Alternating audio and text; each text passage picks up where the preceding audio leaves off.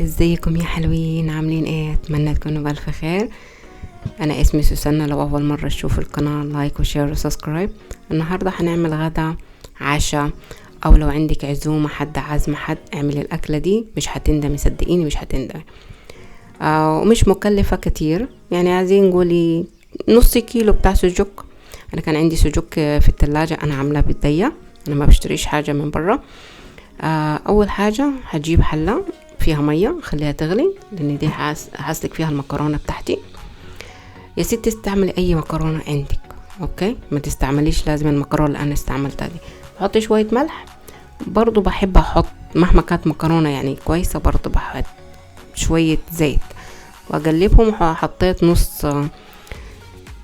نص كيس من المكرونة، خليها تغلي كده، واحط هنا شوية زيت حلوين كده.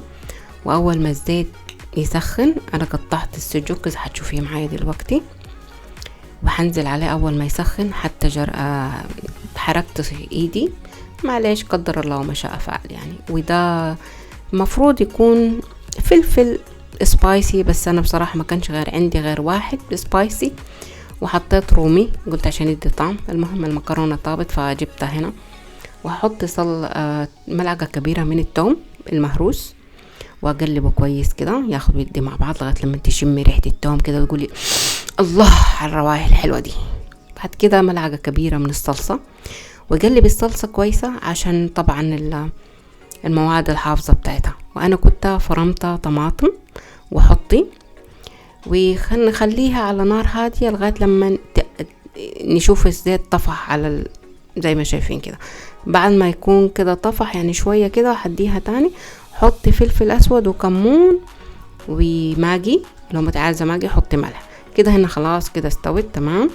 فهجيب الحله بتاعتي، وانا حطيت عشان بحب سبايسي حطيت شطه حمراء عاديه زي ما حطيت لكمش في الفيديو يعني.